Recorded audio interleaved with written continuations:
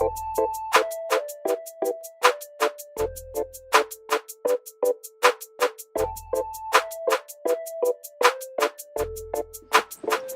guys, it's me again. I am here with Will the Deep. What? Anyways, we are doing a fan theory today. We're gonna do Harry Potter as a horcrux if he had influence over the Dursleys being like buttholes, I guess. Right. Because honestly, every horcrux we've seen so far has an effect on whoever's actually holding it or close to it. Harry's had a horcrux in him since he was a kid. Yeah. And so, being dropped off at the Dursleys' doorstep, they could have been just the nicest people. I mean, yeah, Petunia had a little jealousy towards her sister all her life. Yeah. But imagine how much over like 10 years or 11 years that was amplified just because of the horcrux. Because the horcrux is designed to like bring out the worst in people, isn't it? To bring out to either, as we saw with Tom Riddle's diary, it can actually possess you, or, it's going to bring out the absolute worst. But with Tom Riddle's diary, wasn't it like his, Voldemort's verse? Wasn't it his first horcrux that he made? Or was it something else? I can't remember. You know how long it's been since I watched, the Harry Potter movies? I know, I feel ashamed. You should. It's written in your forehead. Anyway. Shame! The first one he made, wasn't that his own parent? I don't know. I think it was his dad, and he used it for the ring. I can't remember. I haven't watched Deathly Hallows, when they went into him actually making the horcruxes. I haven't watched that in so long. I feel ashamed because I'm a Hufflepuff. I have on my Hufflepuff shirt today. Badger pride? Yes, all day. But I don't know. I just know that I kind of see where you're coming from with the Harry Potter possibly influencing the Dursleys, because we see how Ron acted with the necklace. Yes, Ron being pureblood. Yeah. So Ron was a pureblood, had the necklace on for just a day or a few days, and he was completely snapping. I understand he was under stress from all the just wizards left and right disappearing. Right. He was listening to the radio to hear his family's name. Right. Whether or not they were killed or found missing. Or can't really be found missing. Anyway. So Ron just starts saying the deepest, darkest, just thoughts from hatred. I wouldn't, maybe not hatred a lot, but jealousy. I mean, but it's probably stuff that Ron was holding in, because that's not the first time that we heard Ron say something or voice how he was kind of, I wouldn't say jealous of Harry, but I'll say maybe felt like Harry was getting all the attention, and he didn't. What movie was it when they wasn't talking, and then Hermione they were sending messages back and forth? Goblet of Fire. Goblet of Fire. Yeah, because he was mad that his name was in a goblet and he was in a Triwizard tournament. Yeah. Right. He didn't talk to him. He was talking to him through Hermione, both in class, out of class, and when they were going to sleep, he really just tried to kind of verbally attack Harry a little bit. Yeah. I mean, it's probably, if you look at all the movies in it up to that point, if you look at it closely, you kind of always see a twinge of Ron being more as the sidekick versus his friend. Right. Because, Hermione was smart, so Hermione was kind of popular or big in her own right, and she was seen as Harry's smart friend, while Ron was just seen as Harry's comic relief or Harry's sidekick. I personally like Ronald Weasley. So but him being a pureblood, it's he was a pureblood, but he didn't get that. That respect or not in the beginning, because in the beginning they started off as kind of just making, being fast friends. Right. Then, most of the scenes you see in the first few movies are about just goofy stuff that Ron does, and it's usually for the more comical parts of the movie.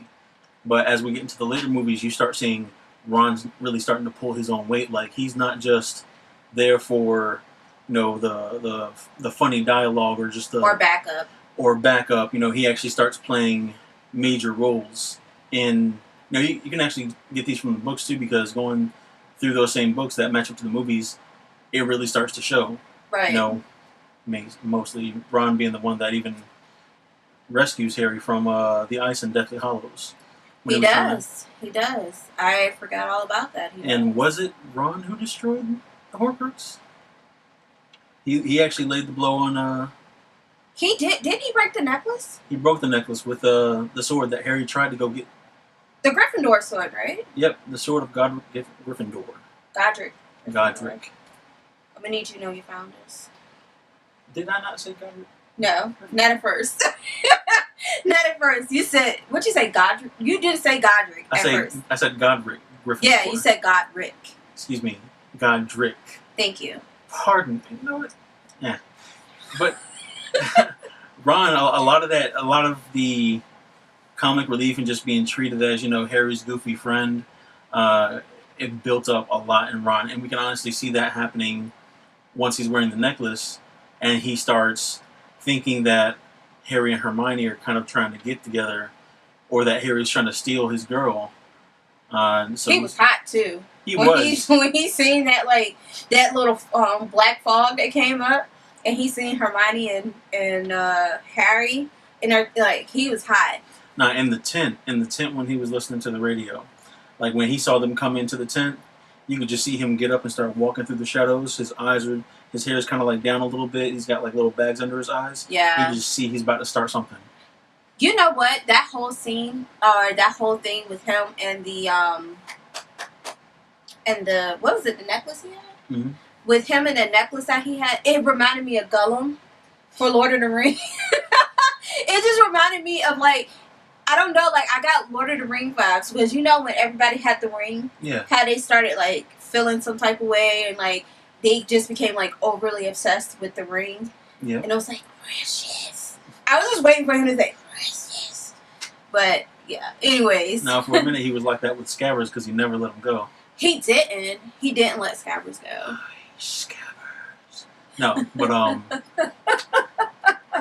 he was forced to, because we're not even gonna go into Sirius Black. I love me some Sirius Black. Yeah, Sirius Black was awesome. And I like Tonks. Tonks? Oh, she was cute.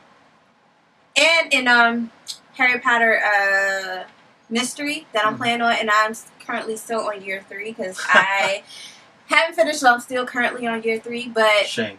I'm on year 3 too. Yeah, I'm still on year 3, but she's Hufflepuff, so I was like, and she's always in trouble. I didn't think she would always be in trouble, but in Harry Potter Mystery, she's always in trouble. Even if you look at Tonks in the movies, you see everybody has the normal hair colors. This person's a redhead, a brunette, and so on and so forth. And then you've got Tonks, who comes out of nowhere in Order of the Phoenix with this pink hair, vibrant and everything. And well, wait a minute, where did you come from? And she's she kind of throws a little bit of a difference just from the norm of how everyone looks. It's usually kind of dark and drab a little bit. When you're away from school, it looks dark and drab. Right. But you can tell that Tonks is kind of just out there, and the way she acts at the dinner table. Did she turn into a bird or something? Didn't she have a bird beak or something? I can't remember. I think so. She was constantly changing her appearance. Yeah. And there are little snippets where the camera's passing her, and you'll just see her change. You'll just see her change, right. Joking and everything. But okay, so back to the horcruxes. Yes. Do you think that maybe if Harry wasn't a horcrux, do you think maybe the Dursleys probably would have been more nice to him? Or do you think that maybe they treated him like that because they knew he was a horcrux, and they kind of realized hey, we wasn't acting like this until he came, and that's why they probably put him under the stairs? Interesting. Okay, so let's answer that in a little bit of reverse order there. the Dursleys, I don't think they even knew what a horcrux was. They didn't know a lot about magic other than the fact that Harry was a wizard. Petunia's sister. Petunia's sister, which we really should know. Lily. Lily, thank you. Come on now. Help me out. Lily was a witch, and they just kind of knew that magic existed. Now, did they know what a horcrux was? They might have. But, well, not they. I wouldn't say that Vernon knew, but who's to say that Petunia didn't know all about the wizarding world and, like, horcruxes and everything like that, but by her not going to Hogwarts? Because we have read that Petunia did send a letter to Dumbledore asking to go to Hogwarts. So who's to say that maybe she didn't feel some type of way about not being able to go to Hogwarts or not inheriting magical powers, that she knew everything, but she kind of pushed it to the back of her head. Or she tried to, she might have pushed it to the back. Yeah, she could have repressed it. But when she seen Harry and she started noticing things started happening, because who's to say, I mean, he was a baby. And if he has magical powers, when he got older, he wasn't able to control them. Who's to say when he was a baby, when he cried, stuff didn't break or start flying and stuff like that when he was throwing a temper tantrum. So she might have known, or she could have, looked it up or something like that about the scar on his head. And, she might have knew, but kind of threw it in the back of her mind. There's one other thing. When they left Harry at the doorstep, so Dumbledore was kind of the first one on the scene. Right. We don't know if he had words or sent letters to the families of the Dursleys to just kind of warn them about what's going on or what happened. Right. Petunia obviously knew. As a matter of fact, Petunia and Vernon obviously knew what happened to Harry's parents. Right. They knew. So we never get an explanation of how they knew or what they were told. Well, or didn't what they Dumbledore learned. leave a letter? He left a letter, but we don't know what's in it. Exactly. So it could have been, Dumbledore could have explained, like, hey, he defeated this, like, real bad wizard, Voldemort, left a scar on Harry's head, and it might be possible repercussions. I mean, we really don't know. So that would be a question that J.K. Rowling can... Please. She can answer. But, we really don't know. But that would be kind of interesting to find out. Like, maybe if Petunia had, like, repressed memories, that would be something awesome that I'd like to find out.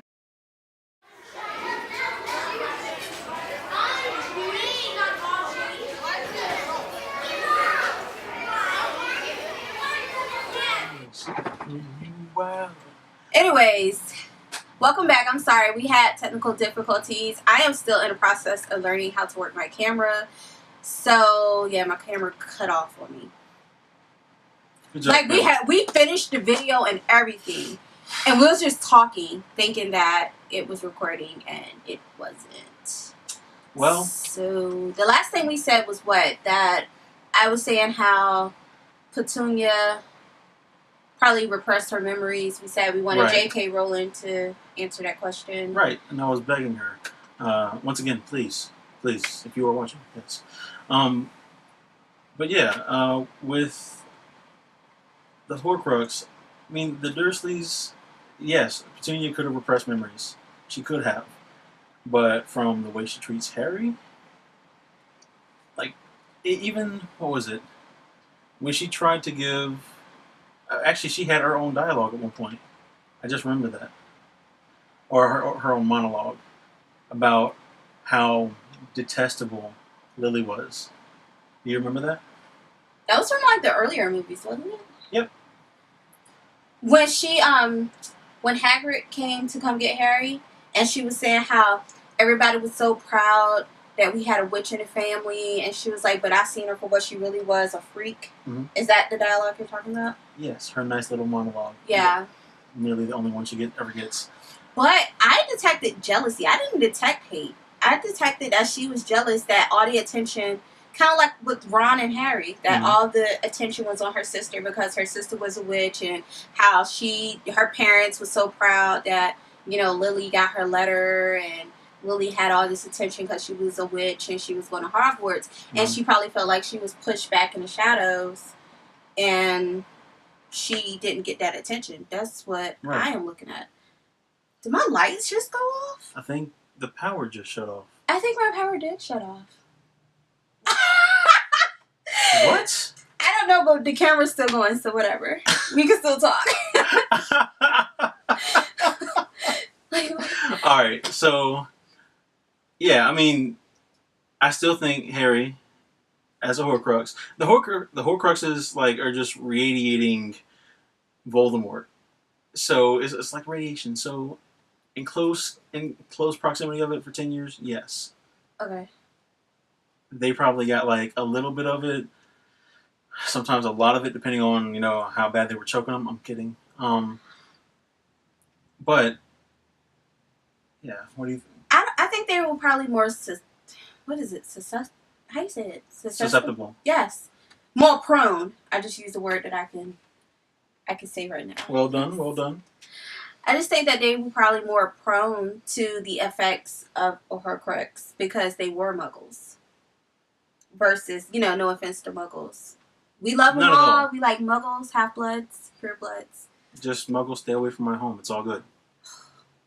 Ignore him. But I think that maybe she was probably... I think that their whole family as a whole probably was more prone to the powers of the horcrux because they were muggles. And Petunia was a squib? Yeah, a squib. Yeah. And I think that because I think if Harry wasn't a horcrux, it might not have been that big of a difference, but I think it wouldn't have been that harsh or that. I don't think it would have been that harsh. I think it probably still would have been some type of animosity between him and Petunia because he had the magical powers and Petunia didn't. Mm-hmm. But okay. I don't think it would have been as intense as it was with him being a horcrux. It's possible. But we can't say for sure because there's only a little bit of supporting evidence, which we've talked about, but there's not enough to say for sure. This is why they were the way they were. Yeah, but isn't it like a fan theory that we found on Pinterest or something? I think it's a fan theory that we found. There are fan theories about it on Pinterest. I mean, there are different blogs about it that I found, but I thought of it just kind of going through the movies for probably about the 19th time. Not that one. The fan theory about like how the one that kind of supports what I just said about Petunia being or having some type of grudge or animosity against Harry because she wrote a letter to Dumbledore asking to be admitted to Hogwarts. There is a fan theory about it. And I think it's a fan theory. I cannot remember the fan theory, but if I can find it, I sent it to him, but... Put it in the description. I will have to put it in the description box. I have to go through my Pinterest board, and my Pinterest board is... Yeah. Cluttered. It really is. I have to find it. It's really cluttered, but... Yeah, it's something along those lines. Like, if you just go on Pinterest and you just put in, like, Petunia, Harry Potter, you would pretty much find it, and then it'll show you, like, all the different fan theories. It'll show fanfics. Okay. It will show, like, some of everything. And I sent you, like, a lot of them. I know that much. But I can't remember where I found it from, because I'm on Tumblr, too. Pinterest and Tumblr is, like... You can get lost. And what is it? Fanfic.com or something like that? Fanfiction.net. Oh, my gosh. It's, like... the black hole. It's like going down a rabbit hole. There's fanfiction.net and then there's another one. I don't know. If you just like Google fanfic. There's two major sites. Fanfiction and like archive something. Yeah, like you can get totally lost. But anyways, back to the horcrux.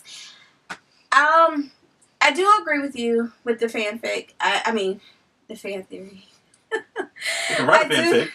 I do agree with you about the theory about maybe prolonged exposure to Harry is what made the Dursleys like the type of people that they are. Yeah. And especially with reminiscing or looking back at Deathly Hallows with Ron and the necklace and how he kind of just wigged out, or like I said, like went all Gollum and Lord of the Rings. So yeah, I definitely see that happening. But once again, let us know what you guys think in the comments. This is Finn of the Deep. Will of the Deep. Stop that. This is Finn of the Deep. You can find him when he decides to create an Instagram. You can find him on Instagram. I am going to try to, I don't know if I want to put my personal Instagram or if I want to create a whole new Instagram. I'll probably just create a whole new Instagram. But probably for the best. Yeah, but I did create a Facebook page, and it's Penny's Fantopia on Facebook, and it's the Facebook page. I'm going to try to get everything situated, and I'll link it in the description box below. Once again, hit that subscribe and that alert button so that when I do upload new videos, you guys will be the first to know and see. So once again, thank you for tuning in. Thank you for watching, and we'll see you guys later. Bye.